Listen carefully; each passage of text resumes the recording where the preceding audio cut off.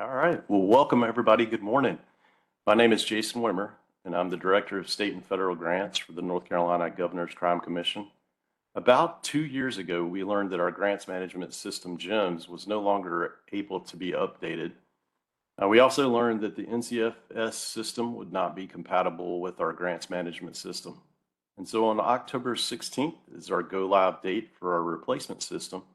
It's also the culmination of those 2 years of work to research alternatives, procure a new system, develop that system, migrate data, and now to train the users for the system. As with any new system go live, there will be questions. There could be issues that may need assistance, especially in the first week. And the Governor's Crime Commission has planned hypercare sessions for you to log into and receive support from our development team and also from our super users. These sessions are going to take place Monday, Wednesday, and Friday of the first week from 9 a.m. to 12 noon. You will still be able to contact your grant manager. So if you have a programmatic question or a general question, you can still refer to your grant manager for those type of questions. And they may even refer you to these hypercare sessions as well if they deem it's more relatable to EBS and they need support as also in answering the question. To support you, we're going to have trainings that will be viewable. It will be online type trainings that you'll see when you log into the system. We'll explain those a little bit more here in a few minutes. We're also going to have an external user guide that will be sent in an email after the training this morning. You can look for that probably Monday or Tuesday of next week, and this will give you all the steps and details and everything that you need to know in regards to our new EBS system. Now what I'd like to do is to introduce our business analyst, Kevin Farrell. He's been at the forefront of this 2-year effort to walk us through this new system and be able to provide this training to you. Thank you guys all for being here. We have a total of 487 participants logged in. What a wonderful turnout. We greatly appreciate it. And we look forward to training you and working with you as we start to implement this new system on October 16th.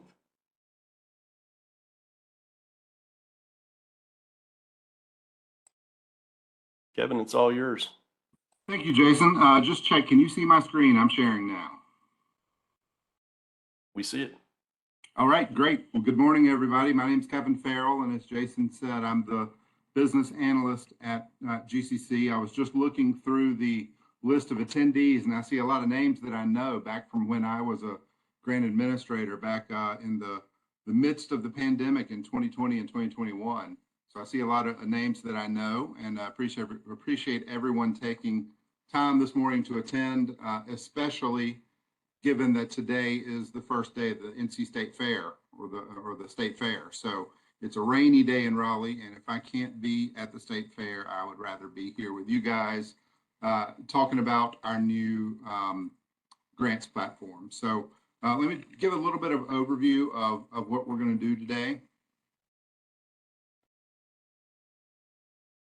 So I'm calling this introductory training because, as Jason said, there are going to be other opportunities for training over the next few weeks. And also, to be honest, I can't show you everything today. I don't know everything about the system, and it's just too big to show everything. But we'll start and just talk about a little bit about EBS, the new platform, what it is, how we got there. We'll spend some time looking at accessing and logging in the system. Talk about the homepage and what we call tiles. And then I'll spend some time talking about the things you guys really care about, how to manage your grant in the system. Application, what I mean when I say the word agreement, you'll hear that a lot. Reimbursements, of course. Change requests is a new term, but it's an old idea. We called them adjustments before. And then we'll talk a little bit about reporting to how you guys can submit reports to GCC. During that time, I'll do hopefully a live demo. We'll see how that goes. But at the end, we'll talk about the GCC and EBS support options, some of the trainings and opportunities that Jason just talked about. And at the end, we will have time for questions. I'll probably also stop halfway through and check the chat to see if there are any questions. We have staff monitoring the chat. So if you have questions and type them there, someone should respond. I also put a little watch down there in the corner to remind me that to tell you that we've scheduled 2 hours for this. It's 9:40 right now. I don't know if this will take 2 hours. It may not. But again, I'll stop halfway through, may take a 5-minute break, and we'll assess from there and see where we are. So let's start talking about EBS and how we got there. As Can I Jason, interrupt just a second? This is Caroline. I just want to let you know we're getting some calls that people can't hear. They can see the screen. So just want to make sure that we got everybody in. So with the hearing, one of the things that they can do is at the top of the screen, they should see an audio and video. It's up by the WebEx very top. And in that audio and video, there's an audio settings that you can go to. And within the audio settings, you may have to adjust the speaker settings to be able to hear. So depending on what speaker setting that you're using, you may have to switch it to the one that you most commonly use to be able to hear what we're talking about here. So sometimes those settings get a little bit knocked off. So that is something to take a look at. So I hope that helps. Certainly in the chat, do send me an email. This is Jason Wimmer, and I'll try to assist in getting settings set so that you guys can all hear as Kevin's going through this. Again, this presentation is going to be recorded, and so I'll also add this information that I'm sharing live in the chat for those that can't hear. all right, so I'll pick back up with the retirement of gyms. As Jason said, we learned a couple of years ago, back when I was a grant administrator, that we would have to move to a new system. And I say have to for a couple of reasons. One, gyms was built on an older technology that would be very hard, would be very difficult in terms of man hours and also very expensive to upgrade. At the same time, we learned that North Carolina would be replacing their core financial system, the system that all dollars and cents flow through for the state, would be replaced, and that was not going to work with gyms. So we really had to make a decision. So we started looking at, as Jason said, looking at different vendors with demonstrations and presentations about different options and different systems. And we came across one called the North Carolina Enterprise Business Services. So let me tell you a little bit about what that is. It's a system built actually by or collaborated between Department of Transportation, so NCDOT, and NCDIT, Department of Information Technology. So it's an in-house or in-state built system that allows citizens and local governments and other organizations to connect through the internet to different services available through the state. Grants are a large part of the system, but there are other parts too of other things, that transactions that occur online that flow through the EBS system. It is an online system, very much similar to GEMS. And we decided that it was most likely to meet our deadline of getting on the new financial system, which turned on this week. And then, so we're turning on next week. We gave a week for the financial system to work their bugs out, and then we'll start with our bugs on Monday morning. So that's a little bit about what EBS is. We are GCC is one of many tenants or users of that system. So you may already use EBS for another grant or another state service that you interact with. I know the Governor's Highway Safety Program runs grants through EBS, and there are other grant-making organizations in the state that use it. One that we are very familiar with is Council for Women and Youth Involvement. So that's a new tenant to the system as well. So that's a little bit about what EBS is. Let me talk about benefits that I see. It's a standardized solution. So, in time, if everyone across the state gets on this system for grant making, then we would have a true standard solution when everyone's the same. There's a dedicated support and development staff. When I say support, EBS does have a help desk, and I'll talk a little bit later about when and how you might interface with that organization. I call it a streamlined interface. It's I say it's a little less busy than the gym screens, I think. I think it is more streamlined. And also there's no changes to how you receive reimbursements. There's really very little changes in how you submit them. It's just different screens. I've been telling staff at GCC for a while, everything is the same but different. And they probably don't like that, but you know, a lot of the processes we use are the same process. It's just a different series of buttons, a different series of screens that we see. So a lot of this is the same but different. And just so you know, development and testing for GCC requirements and EBS has been underway for several months now. And I've had a incredible front row seat to watch this happen. And there have been many brainstorming sessions, meetings between EBS and GCC. There have been some heated discussions maybe at times, but the amount of care, the amount of effort that have gone into creating this, I think is outstanding. And I hope that you guys are going to like it, and we're definitely here to help you use it. So next, let's just start with the beginning. Start with accessing the system and logging in. So you need two things in order to log into EBS. The first is an NCID, and the second is you need an account in EBS. So let's talk about both. NCID is the unique identifier that NCDIT uses for individuals who need to access online resources with the state. So again, this is a state service that helps identify and not track people, but identify people as citizens and organizations. So you need an NCID. Many of you probably already have one. That must be kept current and the password up to date. I think you probably know every certain period of time your password will expire. You have to reset it up. One important thing is that we should not be sharing NCIDs or passwords. It's probably tempting to say, hey, just log in with this and this name and password and go ahead and do what you need to do. But I'm sure that you probably clicked some term and agreement that said that you would not share those. So it also helps us when we're tracking things in the system to see who pressed what button. And if you're sharing passwords and IDs, we can't do that.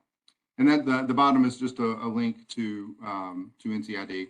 It's ncid.nc.gov.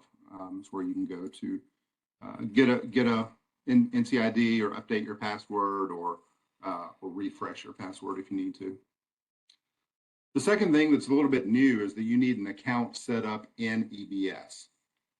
And the account must be linked to GCC. So if you already have an account in EBS, that's great, but you're still going to have to do something potentially to make sure that your account is linked to GCC.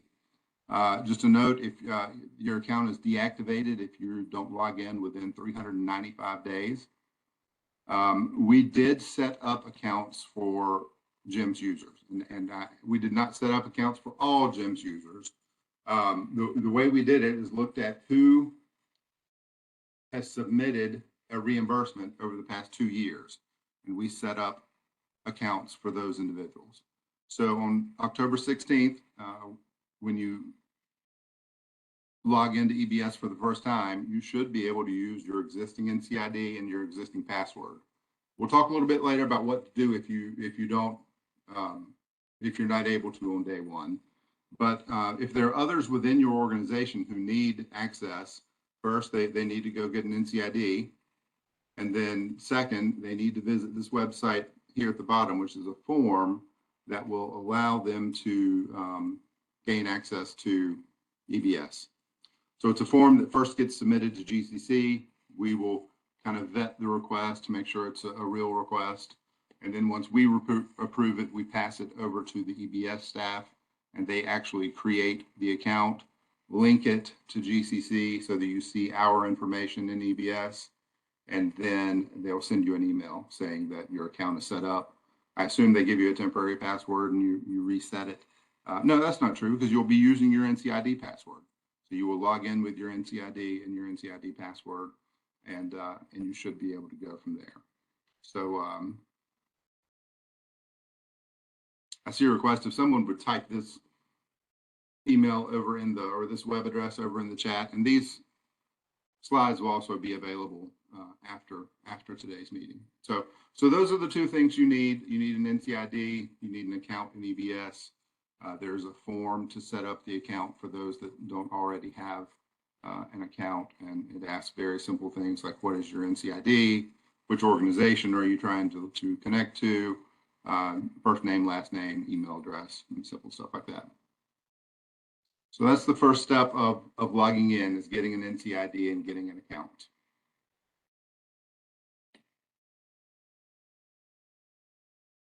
The next thing about logging in is making sure you're using a valid and updated web browser. EBS is a web-based technology. It will work better if you have a updated and most recent browser.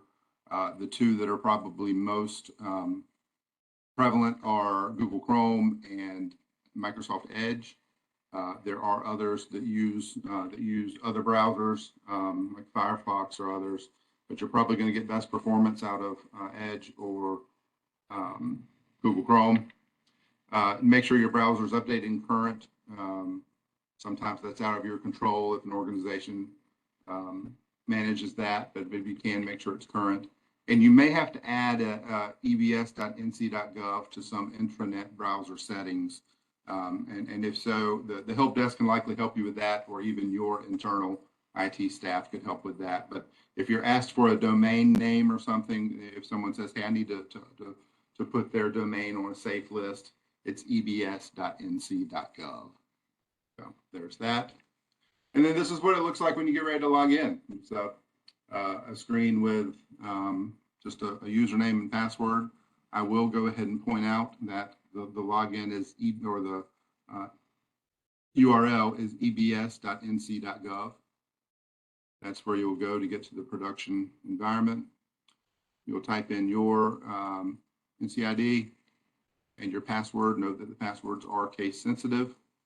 And there's a section here for login help, and then some browser information like I was talking about to make sure you're on the right browser. And then once you get all that in there, you would just click log on and you'd be in the system. The first thing you'll see is the home page, and it looks kind of like this. Other than being a nauseating shade of blue, it's pretty simple, and these look like Post-it notes, and they tell you what you're working on, what you're trying to do. So I call these activity-based tiles. And if you think about GEMS, when you first logged in, you would choose the grant or project or agreement that you wanted to work on. You would be presented with a list of projects. In EBS, you're presented with a list of activities. So you're presented with reimbursement requests, change requests, progress reports. So you first choose your activity, and then it'll open up and show you a list of your accounts or a list of your grants to choose from. So I'll do a demo in a little bit, but I wanted to talk about that's one of the differences between the two systems, how it's organized. You click on the activity first, and then you choose your agreement instead of going into or accessing your agreement and then choosing your activity. It's kind of a little bit just a different flow. I talked about GCC being one of many grantors in the system. If you have an account and you're associated with multiple grant funding groups, you'll have several different groups of these tiles. So if you notice, this row all says GCC. So these are the GCC tiles. If your account is set up with Governor's Highway Safety Program, you'll have a different set of tiles, or an additional set. If you have accounts with DAQ, you'll have an additional set of these tiles. So just keep in mind there are multiple grantors in the system. There are help functions. There's a help section that you can almost see down here at the bottom, and I'll show you more about it when we log in the system. But there are some recorded tutorials that you can access. There's a reporting help section. So there are help features built into the application. So we'll talk more about that in a little bit, but just wanted to point it out while we're on this screen. This is the home page. So now I'm going to take a look at all of these, just quickly walk through each of these tiles. and tell you what they do, what they're intended to do, maybe a little bit about how they're different from what you're used to. And then we'll get in the system in a little bit, and I'll show you how it operates and how to move around. So the first one is the application and agreements tile. And the first thing I want you to understand is an application turns into a project or agreement. In GEMS, we use the word project a lot. In fact, the number or the unique identifier for your grant started with PROJ. It was project 013947 or project 014972. It was a project number. In EBS, it's an agreement number. So you won't see the word project and you won't see the letters PROJ, but you'll see agreement ID. And it's a long number. I think it's 10 digits. They always start with 2, and then there's a bunch of zeros, and then there's a bunch of numbers or some digits at the end. And that's probably what we'll refer to as your agreement. Agreement, 1, 2, 3, 4, 5 are the last 5 digits. So something else we're going to have to get used to is a much longer identifying number, and also that it's not called a project. And the way the system works, when you create an application, that data kind of stays in place and becomes, once it's awarded, the agreement. So when you go into this tile or you access this tile, this is where you can both apply for grants, the applications part, but also see your current agreements, kind of see the details on them. You can look at your approved budget. You can look at attachments that were attached to your application. That's where your award letter or award agreement will be stored. You'll be able to see your project officials like project director, authorizing officer, and financial officer there. So this is kind of this tile has two purposes. It's a place to submit applications, but also a place to review agreements. Like I said, you can see your current grant details there, goals, objectives, budgets, attachments, officials. Those are the types of things you would go to this box to see. It also shows a historical view of any past applications or closed agreements. So you can see kind of your entire life cycle with GCC. And again, of course, it's the application area. When our application periods are open, this is the tile that you'll go to choose the program or the priority that you're submitting an application for. So that's the first of several tiles, applications and agreements. Next, and the one people probably care the most about, is reimbursement requests. So this is where you would go to first view your current balances. So when you start a reimbursement request, it's going to show you your budget with current balances. It's also where you attach documentation for expenditures. So you attach your cover sheets and proof documentation such as receipts and invoices, payment proof, debarment checks, and photos. So it's a place for documentation specific to reimbursement requests. You can also save and return to your work, and I do encourage you to save often in the system. So you can save and return to it. Once you save it, I'll show you in a little bit how you can return to it and finish it before you submit it. It also allows you to follow the progress of your request. So once it is submitted, it will switch to a status of submitted, and then you'll be able to see once it's changed to a status of requiring a second, approved by the first level, requiring a second level of approval. And then there's a status also for pending payment, which tells you that it's completely approved and that your payment will be made. And this is also kind of a two-way communication channel with your grants administrator.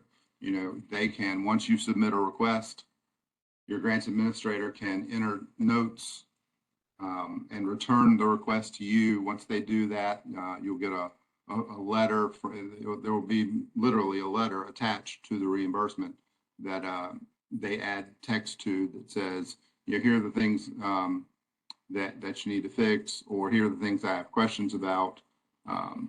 So it's also a communication channel for your grant administrator at GCC. So that's the main one, reimbursement request, that we'll look at later. Next is change requests. So in GEMS, this is one bucket that was several buckets in GEMS. In GEMS, we called things budgetary adjustments and non-budgetary adjustments. So a budgetary adjustment is where you are moving money around in your budget lines, or you are creating new budget lines and putting money in them, or you are removing money from one line to move it to another line. So that's what we called a budgetary adjustment. And then non-budgetary adjustments was a different place in GEMS, and that's where you would go to adjust the scope of your grant. So if you were changing some of the objectives or the goals of the grant. If you were requesting an extension, where I put dates there, that's kind of an extension request.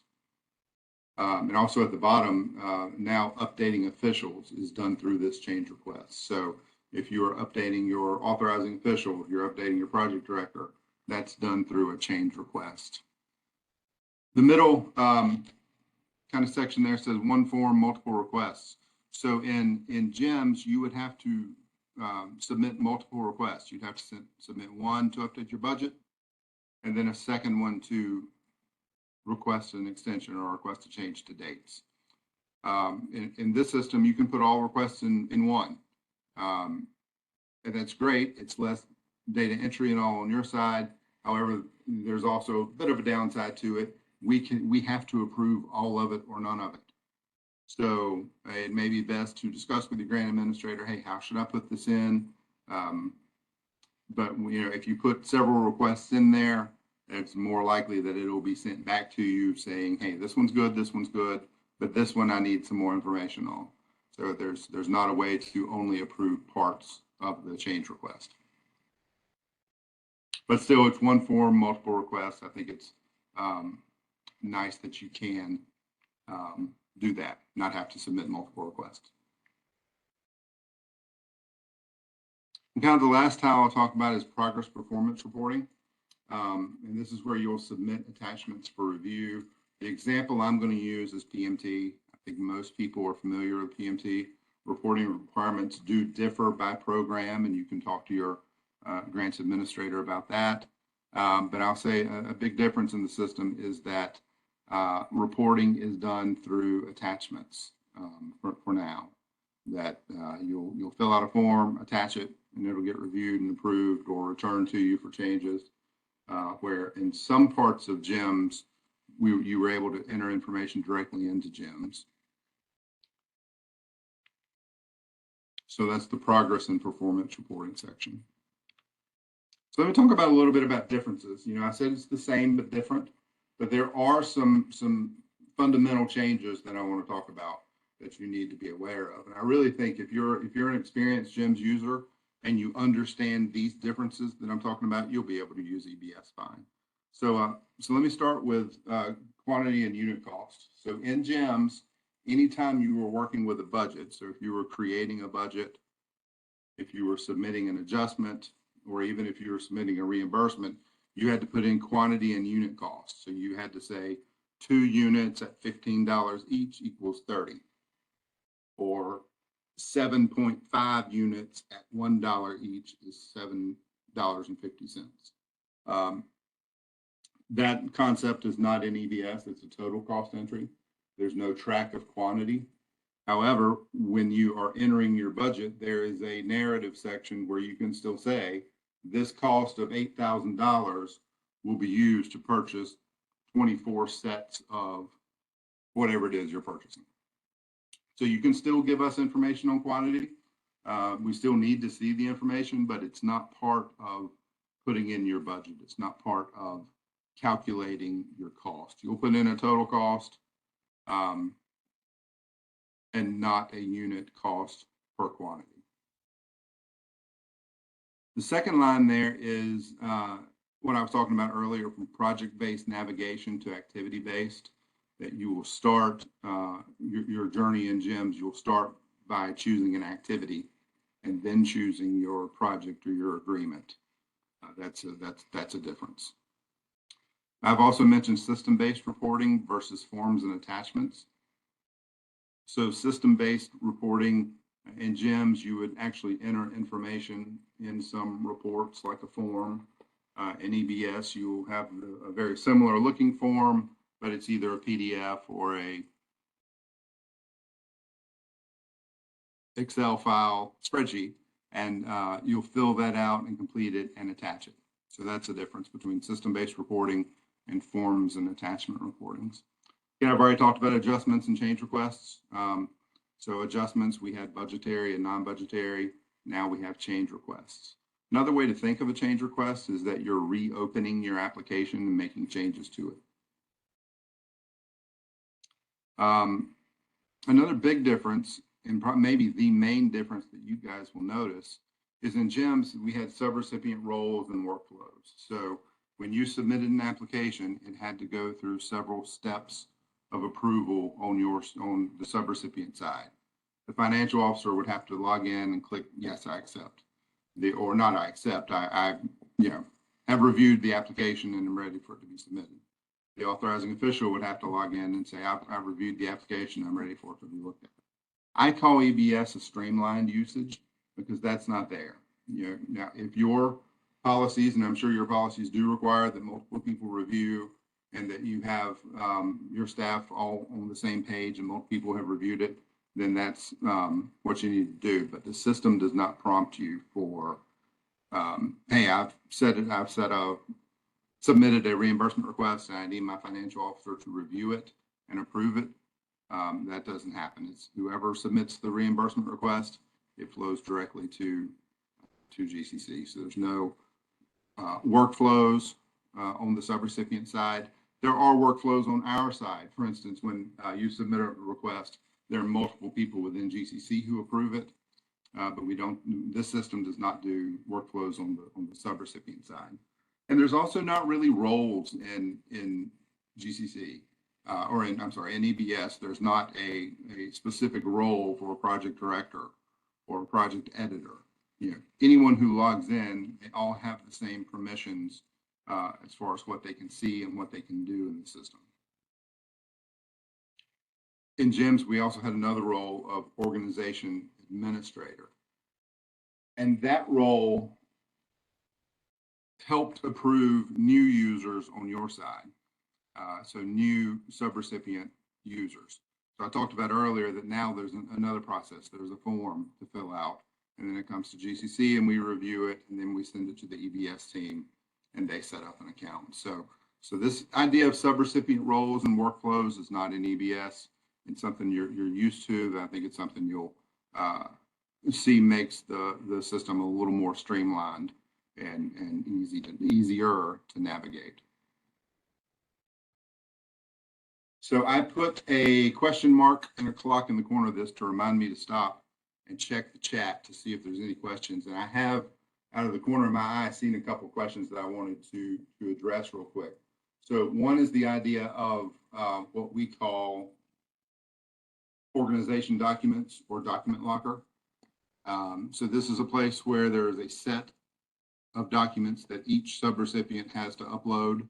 Everybody has to upload their W-9 form, and everyone has to upload a copy of their whistleblower policy. So that in GEMS, we called it the document locker or organization documents. In EBS, they don't have that functionality, yet. So it's being worked on, and it's one of the first updates that will likely be put into our system. And my hope is that we will be able to migrate any of your documents that have already been submitted and approved and given an expiration date, that those can be migrated over to the new system. And with that being said, the version of GEMS that we turned off 2 weeks ago is not the same version that was turned on 10 years ago. Through the years, it changed and became, I don't want to say more complex, but there were things added to it. There were functionality added to it. And EBS is going to be the same way. This is really pared back to kind of a streamlined. We really focused on getting reimbursements right. And then as time goes on, we'll add more and more. One of the first things should be this idea of a document locker or organization documents. So you submit your documents once and they apply to all your grant applications. So I'll also pause and just ask staff, are there any other questions we need to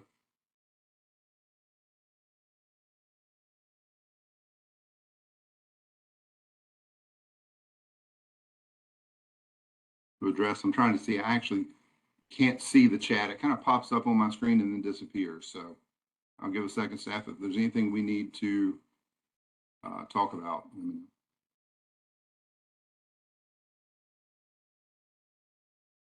Kevin, one of the things that was asked had to do with progress reports and whether progress reports can be sent in through EBS. Yes. So progress reports are in this tile, this progress/performance reporting tile. That's where you will submit progress reports. In the past, you entered the information directly into GEMS. I think you gave an update on each of your goals and objectives, and then you gave an overall update on the timeline and kind of status of the project or of the program. And in this system, you'll provide the same information. You'll just submit it into a PDF or a Word document or whatever that report's going to look like, and then you'll attach it for review. And I'll show that in a little bit. And Kevin, just to reiterate, you indicated that the process for being able to approve of a reimbursement, what is that process now as far as the approvals that are needed to be gained or the submitting of that reimbursement? How many people have to touch it? On the subrecipient side? Yes. On the subrecipient side, it's just one person. Whoever enters it can also submit it. Now, if you have an internal policy or process where multiple people need to look at it, then you'll have to build that into the system where you, or into your process where you set it up, put all the documentation, then hit save, and then tell whoever else, hey, it's ready. You need to log in and look at it and let me know it's okay to send. But it's not there are no emails going back and forth generated by the system, and there's no hold up where whoever needs to submit it is not able to submit it until someone else hits a button. That limitation is not there, but if it's your policy, then of course it's still there, and you'll have to manage that. But we didn't want to, or EBS just doesn't. It's not that we didn't want to. It's the EBS doesn't manage submissions in that way, where they track users and user roles on the subrecipient side. And as the person who supported GEMS for the last couple of years, many of the calls that I received, and most of the frantic calls I received, were from someone who, hey, I need to get my financial officer to approve this. He hasn't logged into the system in 6 months, and he's actually in Jamaica right now, and the internet's down. So, a lot of the issues I've seen are around this idea of a workflow on the subrecipient side. So, I think it is, I use the word streamlined there because I do think it's a more streamlined process where there's not the burden of having someone or multiple people click. But again, I don't want to say that's our, your policy is your policy. If you require multiple people to look at it, then then you have to manage that on your side. And one related question to follow up to that, on the application side, when you're going through the approval process of the application, from the standpoint of how many people does the treasurer still have to look at the applications and sign it and stuff like that, or what are they looking at for a process on the subrecipient side for that? So it's the same as reimbursement. It's streamlined to whoever enters it can also go ahead and submit it. So there is no passing of the application to multiple people. Yeah, perfect. And at the end, we'll still be using DocuSign to be able to go through and make all the signatures and everything, correct? Absolutely, absolutely. So your award agreement will be sent to your authorizing official and project director through a DocuSign envelope, and they'll log in and approve slash sign the agreement the same way they have in the past. All right. No other questions at this current time. All right, great. Let's go ahead and jump in the system. I put a clock there, but we're not quite at halfway. So let's go ahead and jump in the system. So give me a second to get to a screen where I can log in. Actually, let me show you another slide first. I forgot about this slide, and it's important. So I'm going to demo exactly what we just talked about: access and logging in, homepage and tiles, and then we'll look inside of each of those tiles: the agreements, the reimbursements, the change requests, and then reporting. But the main thing I wanted you to know is you're looking at the test environment and test data. Some of the data in this system may not make sense. You'll see a lot of blanks. If I show you an application, there's going to be a lot of blank information.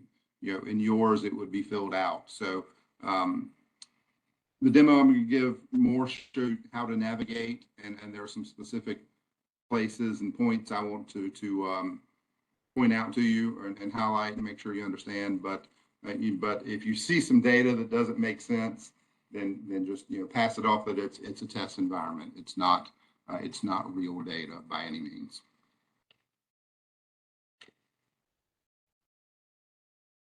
So here's the login screen. I told you would put in your NCID and your password. I'm logging in as a user called 2SR GCC number 9. So I'm the 9th user. So once I hit login, here's our Carolina blue screen I was telling you about. Let me start with the top right-hand corner of this document or of this page. There's a little person icon there, and if you click on it, it will show you who you're logged in as, and it will give you different options. You can say, what are my recent activities? So the last things I've touched in the system, that will show you. What are the most frequently used things that I use?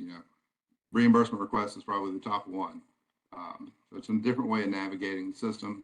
There are some settings and homepage editing that you can change. You can always clear your personalization if you move things around and then want to reset it back to basic.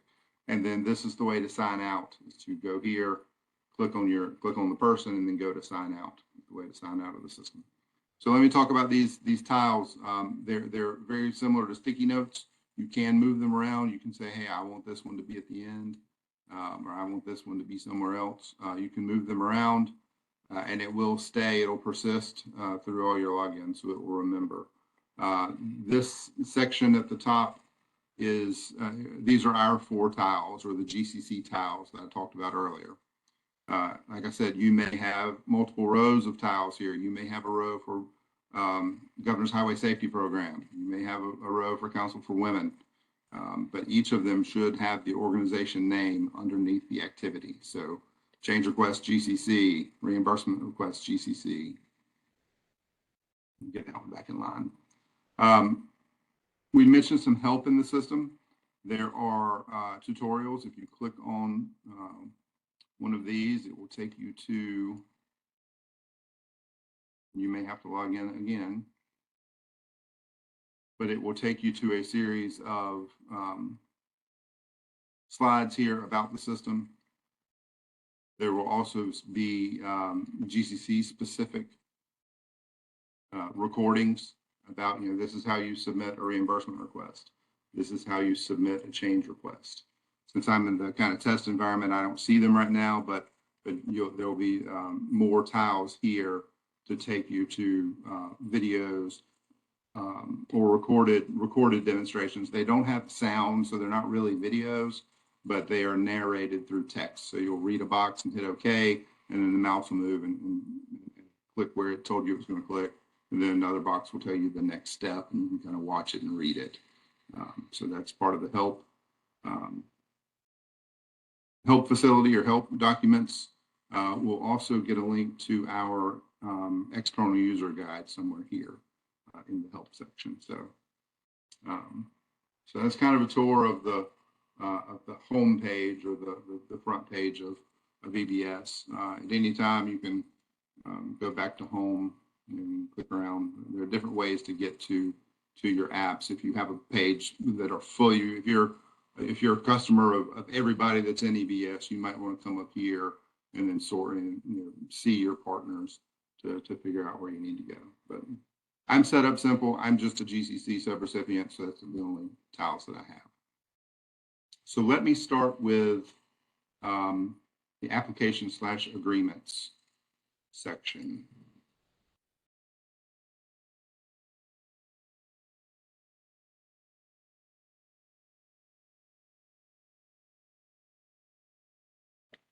So again, first thing you do is you choose your activity. So my activity is I'm either applying or I'm looking at an agreement. So when you click on it, you're presented with two tables, and this is true for all your tiles. The first one is a current section. So these are current applications. It tells me I have 10 of them, and it tells me the status of them. So here are 2 grants that are ready for reimbursement. They are open, as we've said in the past. Here are 2 that are in a status of created, meaning these are applications that I'm working on. Here's one that's been returned to the subrecipient. So meaning I have submitted it to GCC and they have put in a request for me to make changes and they've returned it to me. And the rest of these are in ready for reimbursement as well. At the bottom, there's always a historical table that shows you, kind of history of your agreements with GCC. All of these are canceled. Again, this is test data, so this is probably unrealistic to see that many canceled. It's likely also unrealistic to see this many in your current applications. But I know several subrecipients do have multiple grants going on at the same time and also multiple applications. So, so again, you choose your activity, then you choose what you want to see. So for this one, if we were in a application creation period or an application period, you would hit create new application, and then you would choose what or which priority or program you're applying to. All this information would be in the RFA or in our instructions that we send out. But that's where you would start an application. Since we're kind of jumping in midstream, I'm not going to look a whole lot at an application today. But what I'll show you is once an application is approved and awarded and in a status of ready for reimbursement, you can access it and see, what did I put in as my project or as my abstract narrative. While we're in here, let me also talk about navigation within EBS. In canned kind of menu where you would go to different sections. EBS has the same thing. It's just across the top. So if you need to get to see your officials, you click there, it'll take you to your officials. If you need to see your general information, which is congressional districts and counties, you can click on that. You need to see the main thing, of course, is your budget. You click on that and it still shows you a budget summary by expense group, which we had in GEMS, which breaks it down by expense group and also by year. But then you also have the actual budget table, which shows you the budget lines. And we'll talk more about those when we get into reimbursements. But each line has an expense group, an expense category, a requested amount, and a description. So we'll talk about those more later. Again, don't focus on the numbers or the information here. Just focus on the fact that there's a table that allows you to look at numbers and items.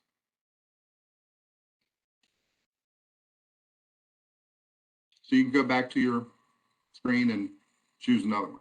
But this is the application/agreement tile. And just remember, you don't see the word project in here. We've used the word project for years, but that's just not in the vocabulary of EBS. EBS calls these entities either applications when they're pre-award or agreements when they're post-award.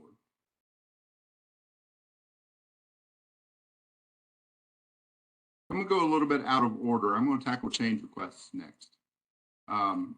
So change request, again, is what we used to call adjustments. We call them budgetary adjustments and non-budgetary adjustments. In EBS, they're just called change requests. So I'll click on the tile, and again, it takes me to this list of my current change requests, those that are in process, and then my historical change requests. And I can look at my click on a historical one and look at it. The one that's here is actually one that's in process by recipient, meaning this one has been created and then saved. So it could be that I saved it, and so at the end of the day, I saved it, and I'm going to come back and work on it again tomorrow. Or it could be that I saved it and I told someone else on my team, hey, go log into EBS and look at that change request and make sure I did it right. Because everyone can see all the change requests and all the reimbursements for their organization. So let me click on this one and show you a little bit. So a change request is basically a form that opens up different areas of the application that you've already submitted and has already been approved to change. So the very first thing you'll see is a box for justification. And it says, you know, provide information on the changes you're requesting, including the types of requests, and provide information on why these are required. The types of requests are in the navigation bar above. So you might put in a justification of, I am updating our project director who retired after 29 years of service. So then, you know, that you're telling us what you're doing in this box. This is what I'm doing, and then you go do it. You go to the officials update. Okay, project director, Derek director is no longer right. I need to change it to Project Paul is now our project director, and his phone number changed. It's not the same number. It's I can put his phone number in too. And then I'll also update his email address. So this is a way for you guys to submit officials updates. So that's actually the fourth one in line, but it's the one I decided to start with because I think it's kind of the easiest concept. The extension request, let's just walk through all of them. Extension request, it shows you your period of performance, October 1st through 22 through September 30th of 23. For whatever reason, you are requesting a 2-month extension, which will take you to the end of November 2023. So you put your new date in, and of course you would have already put up here, I'm requesting an extension request because the materials we ordered have not been delivered yet, and I need them to be delivered before I can pay for them and take a picture of them to submit as evidence or as proof of the purchase. So that's how you would request an extension. A scope change is anytime you're changing the narrative, the timeline, or any of your goals. And again, this is a test system, so these are blank, but it would show your current abstract, and then you would type your new abstract, your current timeline, your updated timeline, and then your goals and updated goals, and objectives and updated objectives. So a scope change is when you're changing, you know, these details of your grant. You normally wouldn't submit one of these until you've already spoke with your grant administrator and, you know, said, hey, we'd like to change this. This is what we're thinking. Usually you're going to have that conversation, but this is the way to formalize it and formally request it and get it approved in our system. The next one, another one that will be used a lot is budget/personnel updates. Let me click on it and it takes me to the budget. Again, you first have a budget summary table, but it says you can adjust your budget by adding or removing funds to existing budget lines or by creating new budget lines. Please make sure your budget stays in balance unless you're specifically asked for additional or less funding. If you're trying to remove all funds from a line, adjust the total to 0. So let me show you kind of what some of that stuff means. So here's a budget. And again, let's ignore the names and numbers for the most part, but there's something for $41,247. If we're now not going to purchase that, you would put in negative $41,247. And as you see, it then took your new requested budget to 0. So you cleared that line out. And then down here at the bottom, it updates, there's a running total for you that it says, hey, your total requested change amount is negative $41,000. So you would likely not want to submit this to us now because you're in effect returning $41,247 to GCC. So instead, you want to add another line and put that money in it. So let's just, and this is what we call the items detail page. It's the first time you've seen it. So let me pause and talk a little bit about it. This is where you put line item details. So details like what is the year? It's the year of your budget. Some of our grants are multi-year. Some of them are only a single year. But for those that are multi-year, this is where you would tell us, is it year one, year two?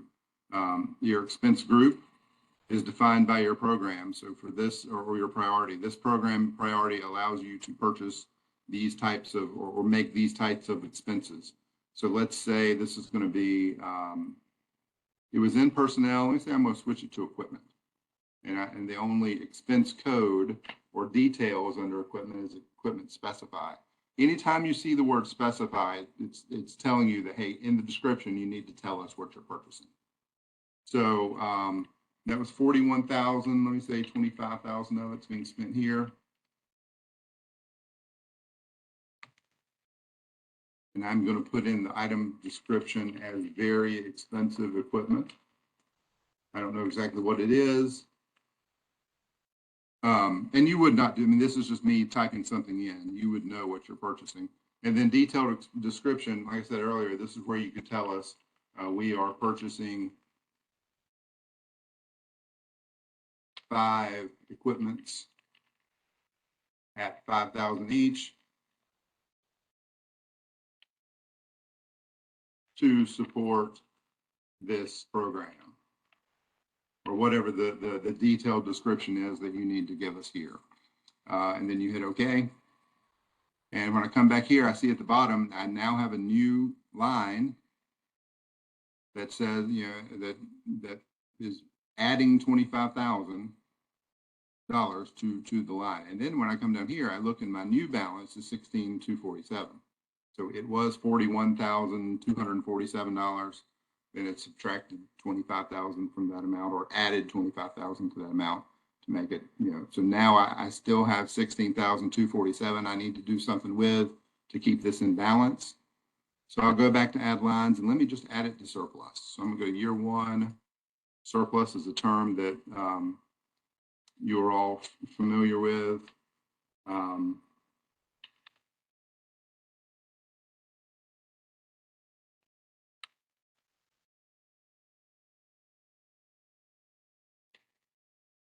Don't think that was the right amount. No.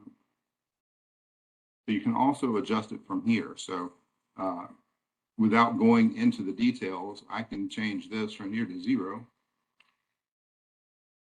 Tab. And then it updates. Okay, it's 16,247. What I need to add to this line in order to balance everything out. So in this request, I have removed $41,247 from the personnel line, and I have added $25,000 to an expense line and $16,247 to a surplus line. Tells me right here I'm in balance, so it's good. Let's say I were to, there's $71.13 here. Let's say I'm going to try to take $100 out of that. It should give me an error, and it does. It says, it puts a red box around it. Over here in the corner, it should pop up, and it says, you know, your new budget cannot be less than the already reimbursed amount. So you can't force this to be a negative number. It has to stay in balance. Likewise, if I say, if I want to put this, if I go to the very top here, I think it's going to tell me that there's a, it doesn't on this one. That's because it's a test system. But let's just see if it lets me put in $5 million. It does. In the real system, it wouldn't do that. In the real system, there's a check there that says you can't go above your maximum amount. So chalk that up to us being in a test environment right now.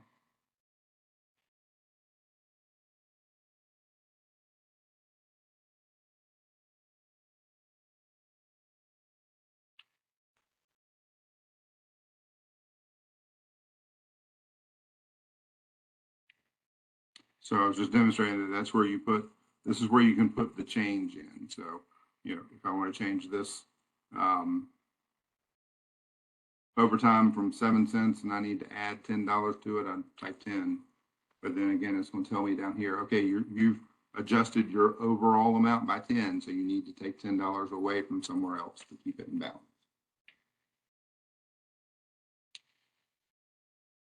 I'll say one thing about salaries. So for positions, for personnel positions, when you go into the line, there are a couple of extra boxes here. One is employee name and one is percent time spent on project. And you cannot update the employee name here. What you would have to do is zero out that line and create a new line. So that way you have the history of it. So you come in, the next time you come in, you'll see a line for 0, and you click on it and you'll see employee name is employee 1. There's no money in the line, but then you click on the second one and you'll see there's $42,000 there, and employee name is employee 2. So you can't adjust employee name. You have to zero out a line and create a new one. That specific request or specific situation will be documented in the user guide. There'll be something there that says, hey, what if I'm changing an employee name or employee percent effort? How do I do that?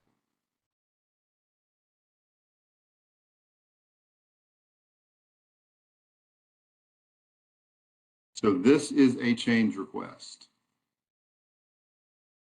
Again, it's similar to what we called adjustments in the other system. We also talk about this button here. Everywhere in EBS, you're going to see a blue button with a printer in the top right-hand corner. And as you expect, if you click it, it's going to print the form you're on, or the tile that you're in. So I hit that, and this is what it would look like. It's an exact replica of the screen. But more important than that, this is your request number. So this is change request number 48914. And those are the numbers we use it internally to track. And then down here in the bottom right-hand corner, you can always say, I said you should save often. So you can hit save. Once you're ready, you can submit it, or you can go back to your list. So I just saved this one. It's change request number 48914. I'm going to hit back. I can also go back up here.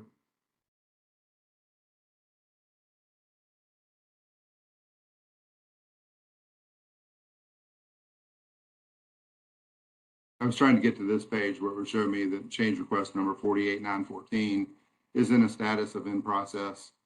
You can also cancel any items in process. You always have this cancel button. And if you hit it, I'm not going to, it would automatically drop this one down into the historical. Why not? Let me go ahead and hit it. Are you sure you want to cancel request 48914? Yes, I'm sure. And it moved it down to this historical table. So now I have no agreements. So one thing I didn't show is, let's just say create a new request. The first thing it's going to do is ask you, okay, you've told me you want to do a change request. Which agreement? This login that I'm logged in with happens to be associated with all these agreements. It'll give you the agreement ID number, which again is no longer PROJ 01311. It's now 200007167. I refer to them as just their last, 71637. This is agreement number 71637. So it gives you the ID, it gives you the description, or what we call name.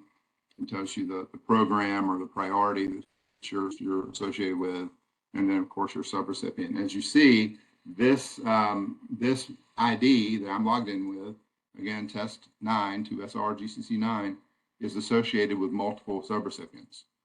That is something that GEMS would not allow us to do. You had to have either different logins for different subrecipients, or you had to always be switching them back and forth through the organization administrator.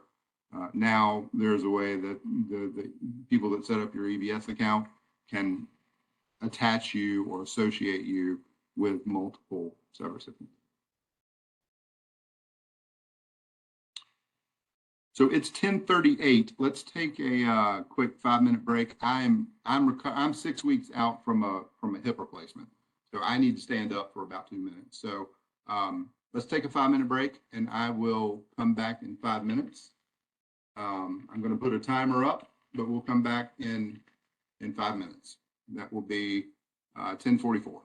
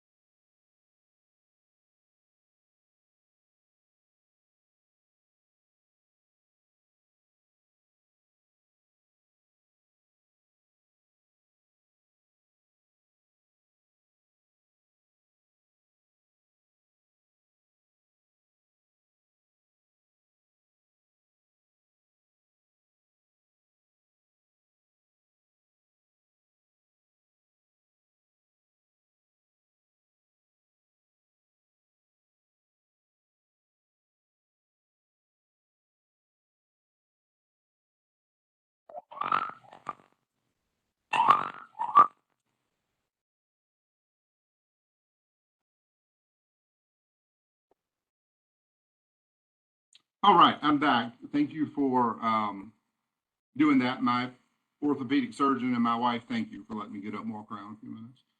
Jason, can you tell me if I've got sound? Just double check. And my screen.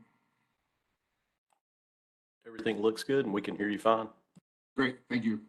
So I also took a quick peek in the chat during the break, and just thank you to staff, both GCC and there are some EBS staff with us today who are answering questions.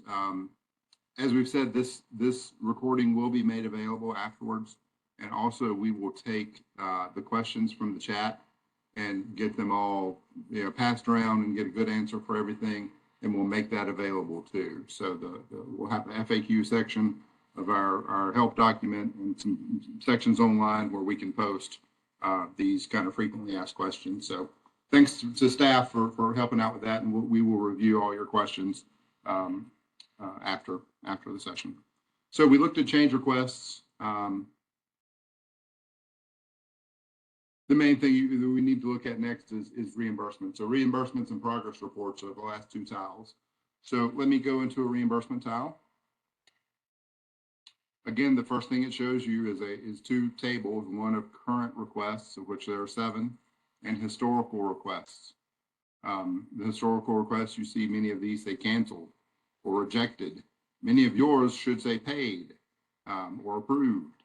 It's just because, again, I'm in a test system, and when I put one together, it's easy to cancel it and create another one when we're testing stuff. So you can also see here that there are 2 in progress, one that is in process and has never been submitted, and then one that has been returned. I can tell because the status says returned. And then there are 1, 2, 3, 4, 5 in a status of payment pending, where I said earlier, you can kind of tell what's going on with your request. The status column is what tells you what's going on with your requests. So let's, I'm going to cancel this one for 69470. I'll just cancel it.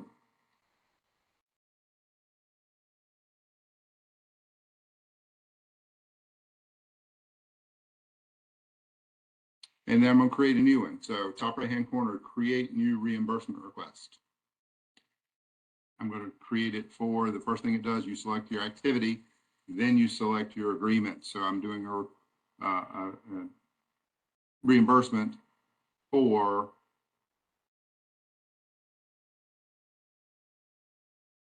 $71082. Oh, it says you cannot do that because there is another pending claim that has not been completed yet. So I can't do that one. Let me try this one.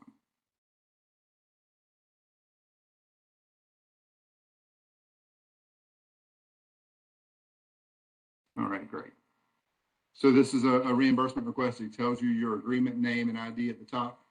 And then, this is what we call the header level at the top, kind of overall information. So name of the subrecipient, date this request was created, who it was submitted by. Your name would be here, where mine's saying test 9 because I'm logged in as test 9.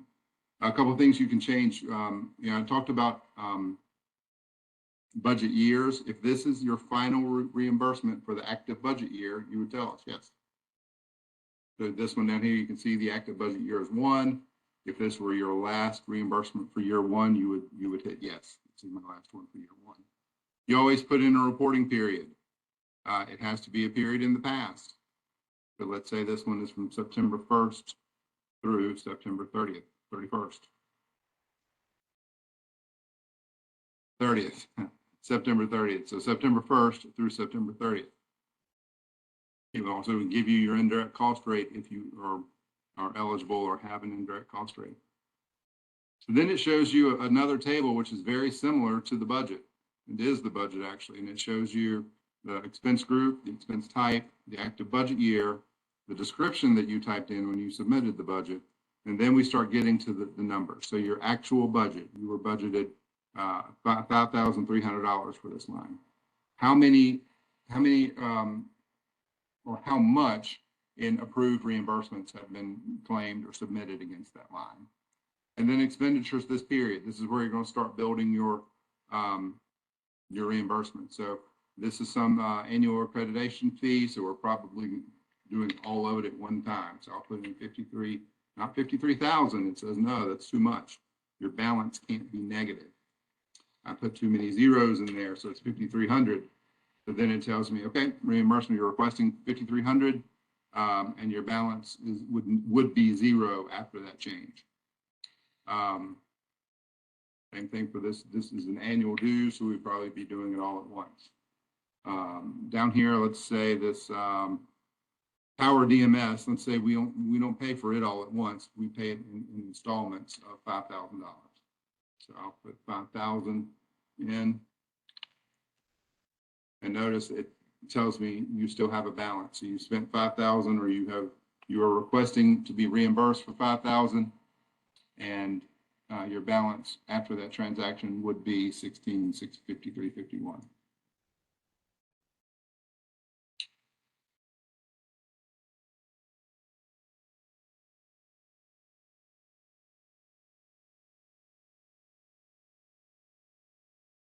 So you could put others in. I'll just leave it. I'll leave it at those and keep scrolling down. The next thing is a section for comments. This is one of the areas where this system is a communication tool for you as well. So you can put any comments in that you want your grant administrator to review or to be aware of. You know, you could even say something like, "Please be aware that we pay for Power DMS in 5 installments of 5,000.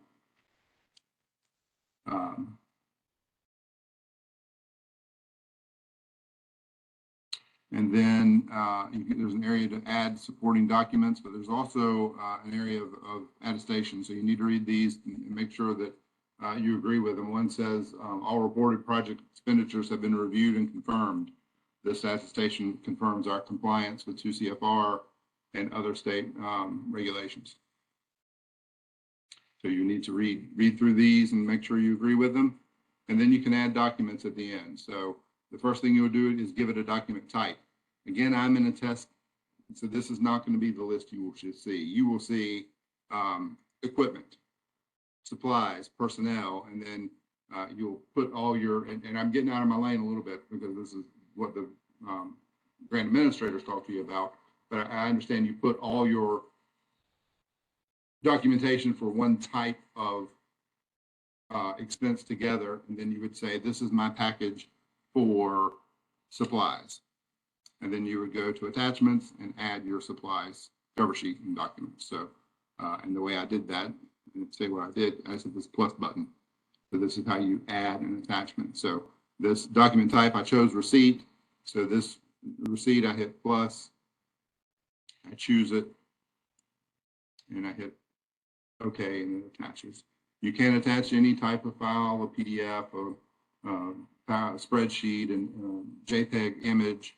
However, there are certain files that GCC wants in certain formats. So you'll need to work with your grants administrator to make sure there are some things that need to be uploaded as PDFs only, and they can tell you that. Again, you can save it. So let me save this one. When I go back to my list, it should say in process by recipient. It does. Here it is.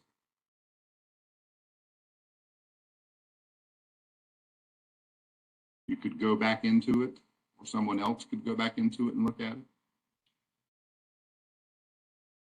And then it could be saved or submitted. I'm going to submit this one first to see if it works, to see if it will go through, but second to show you what it says. So it asks, are you sure you want to submit? Once submitted successfully, you cannot edit the reimbursement. You will be redirected to the list page. I hit OK.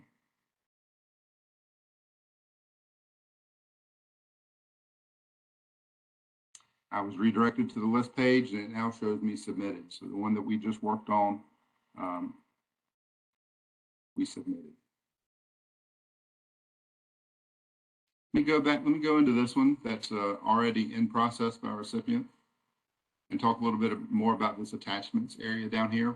If a reimbursement is returned to you by your administrator, your grants administrator, there will be an attachment down here, and it will be a letter.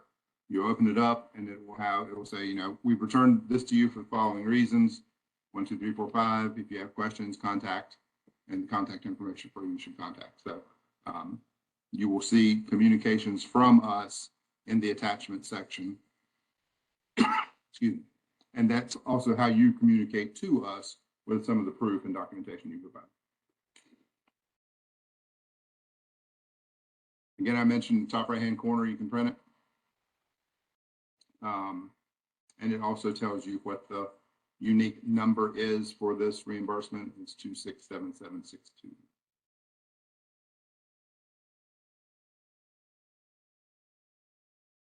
So that is submitting a reimbursement request. It's the same but different. It's also the same in how you were paid. If you were paid by electronic download or by electronic funds, you'll continue to be paid that way.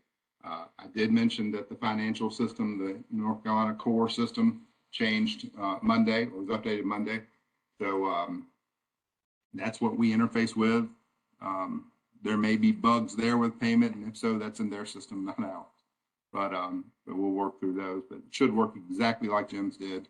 To my knowledge, it's still the same schedule that once it's submitted, you're paid the following Tuesday, or the funds are released the following Tuesday. That is reimbursements.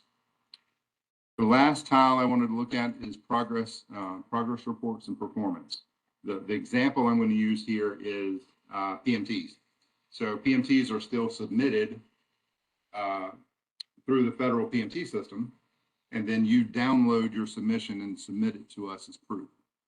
So let's use that as an example. I clicked on the tile that took me to the page that shows me current submissions or current reports, and then historical reports.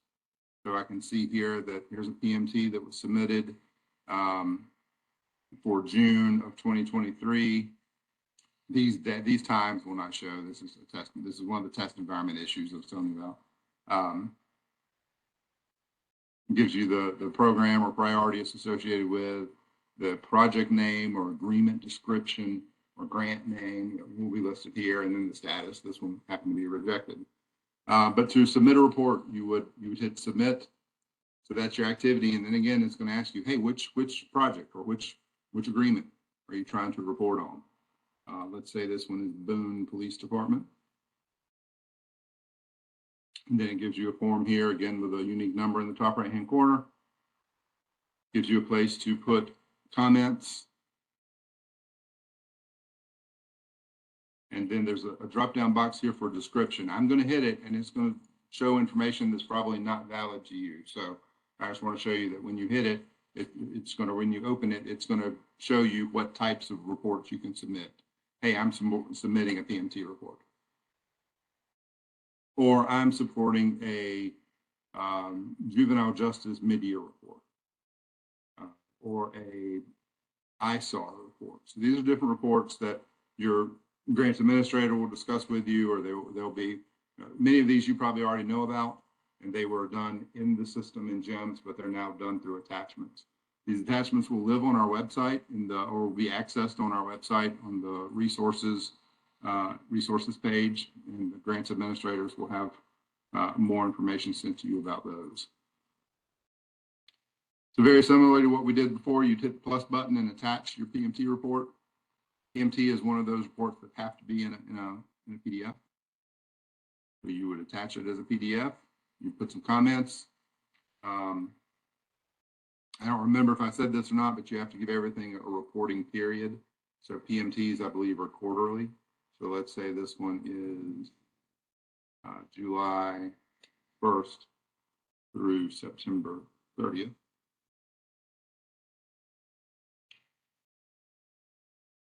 So that's your period of your reporting period. And then you can comments, here is my Q3 PMT. And that's how you communicate with your grants administrator. You would either hit back, save, or submit. I'm going to hit save in this case because I'm not ready to submit it. Then I'll go back to my list, and there it is. It's in a status of open. Tells me that it's a initial sub-grant award, ISAR award. It gives me its unique number, and it gives me the unique number of the agreement or the project or the grant, and gives me the project or agreement description. And then you can go back into it and work on it and then submit it, or have someone else look at it, or you could cancel it.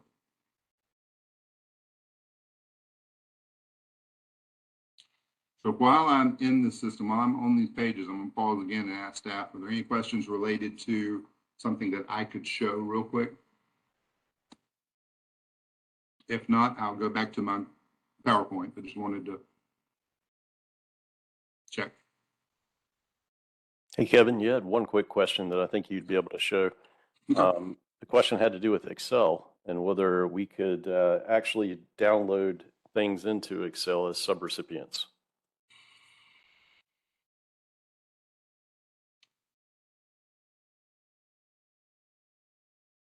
Let's look. I think the answer is no at this point. But what you would want to be able to download, of course, is your budget. So I don't see a Excel button here.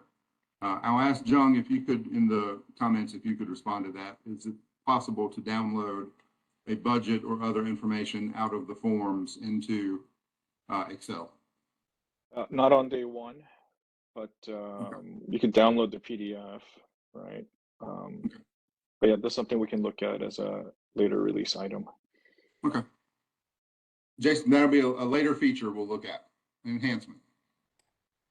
Sounds good. And we had a question in regards to old project data in EBS and whether subrecipients would be able to find their old data within EBS from previous projects.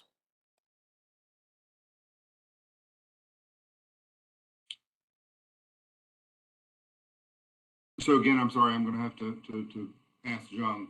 I think Yeah. the answer is at first no.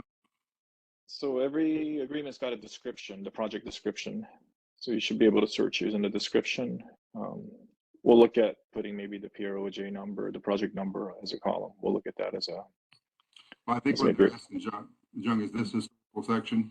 How far will it go back to 2018, 2017? Or is it only going to be from today forward? Any project that's open for reimbursement going forward. We can look at adding some historical ones, time and budget permitting, but right now everything that's in there is what you need to do reimbursements on day one. Okay. I would just also say that for everybody that's out there listening, your data didn't get lost. We still have it. And so we still have access to it through our CRM system. So we can support you if there is something that you're looking for in previous data or previous history as well. Also, one last question while Jung is on here too. Is there a limit to the number of people who can access the system? I believe we set up to 4 contacts per agency, but let us know if you need more than that. But I think we mostly saw a couple per agency when we looked at the users to convert over. Got it. Okay, thank you very much.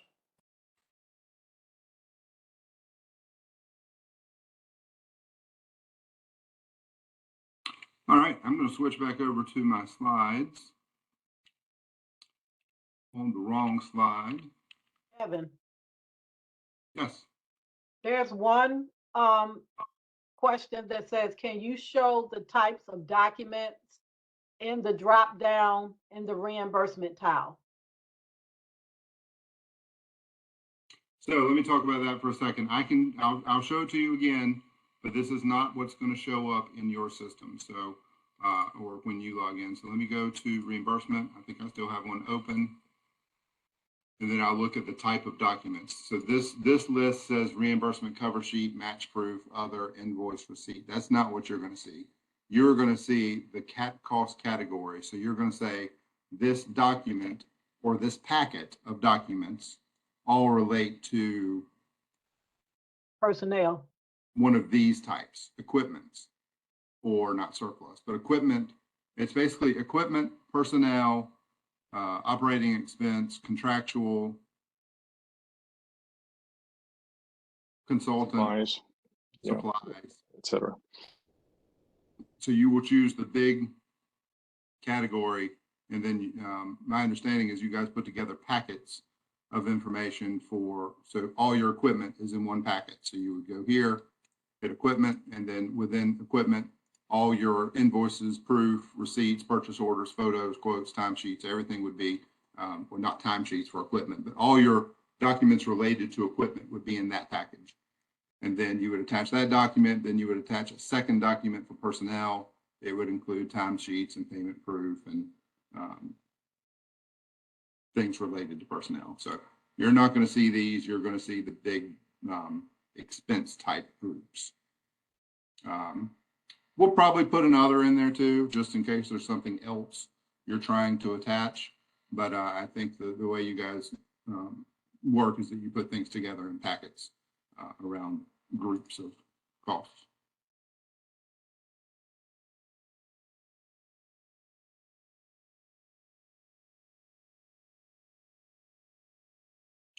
Let me talk a little bit about support. So GCC and EBS. So I'm back to the boxes again. There's support from both organizations, but I didn't like the box was too separate. So I put this thing here to show you that we're working together in concert, but you'll work with both of us. And I'll talk about the issues you would go to us versus EBS. But also understand that my role is to kind of be this go between the two organizations.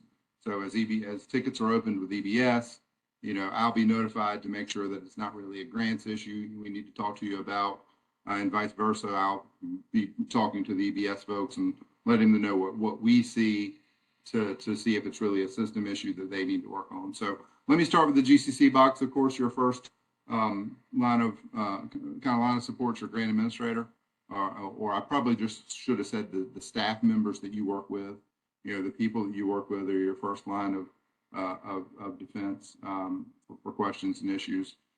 Jason mentioned a subrecipient technical hotline, or what we're calling a hypercare type of support next week, Monday, Wednesday, and Friday from 9 to noon. I think it's 9 to noon. We're going to have just an open WebEx session like we're in now. Where you can drop in, but I think you'll be able to speak. You won't be muted, but you'll also be able to type in chat. Hey, I have this question. That's going to be it'll be manned by or be staffed by me. I'll be in there. Also, other grant people will be in there, and we'll have access to people from EBS and their help desk and support staff if we need something else. I also mentioned the GIST newsletter. So we put out a monthly newsletter, or GCC does. If you don't already receive it, I would encourage you to go to our website and sign up, subscribe to it. It comes out monthly. Again, we'll have an external user's guide that we're putting the final touches on now. It's going to have screenshots, and it'll have a glossary and table of contents. Let's see if I have it open. I actually do have it open on my machine. So let me show it to you real quick. It's currently about 20 pages. It's going to end up being longer than that. But some of the sections are, as you can see, there's screenshots, there's tables of information. It tells you how to submit a reimbursement, how to do some of the things we looked at today. Let's just look at the table of contents. It talks about NCIDs, requesting access, logging in, navigating, the grant management tiles, and then there's a section for each tile. This is the application agreement. This is how you apply for a grant. Here's some information on budget planning, uploading documents, and then managing your grant application. Once it is submitted, you can check the status to see what's going on with it. Change request tiles, the extensions, personnel updates, grant scopes, budget updates, which isn't listed, but that's an error in the table of contents. So this document will be ready. Jason said early next week. My goal is to have it done by end of day tomorrow, so that we can make sure you guys have it first thing Monday morning. And then also there will be future grant workshops where we'll go into more detail, especially around submitting an application. So grant workshops are normally held after we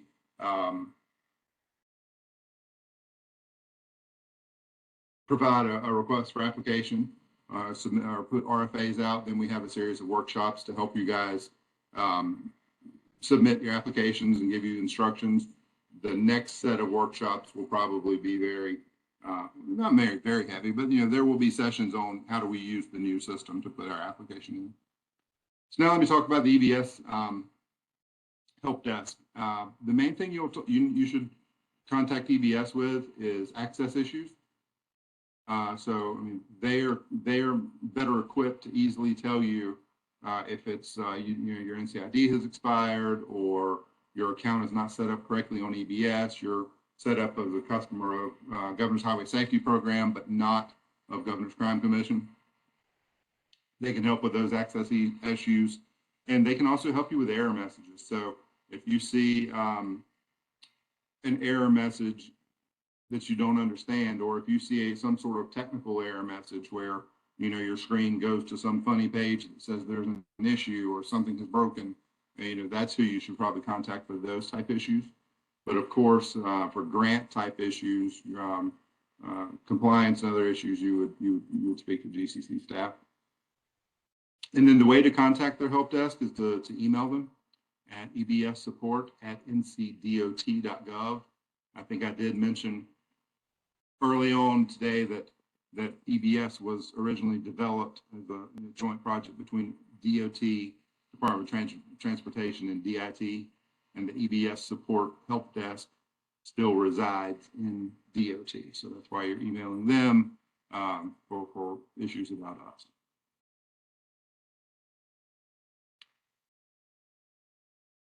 So my last slide says thank you for your time, but more importantly for your service to North Carolina citizens.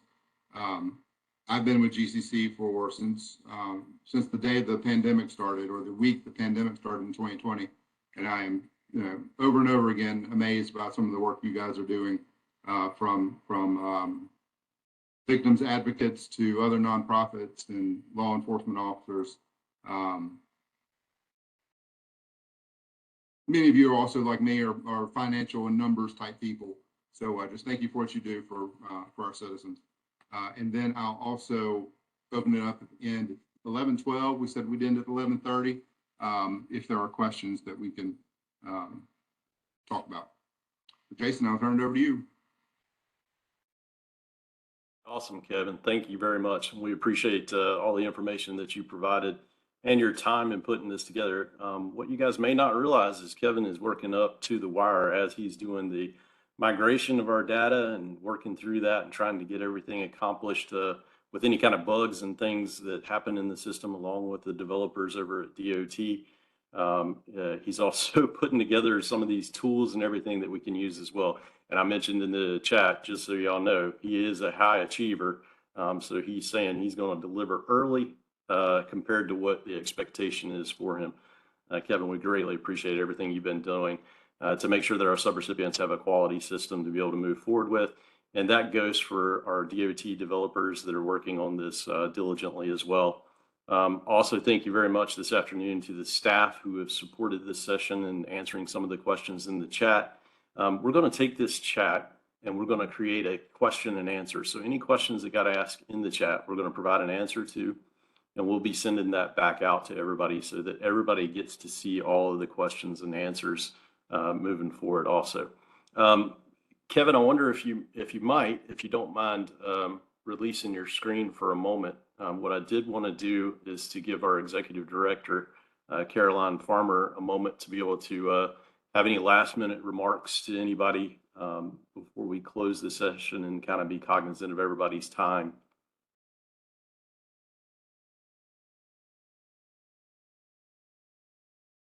Caroline, I will stop my video and allow you a few moments to speak if you're ready.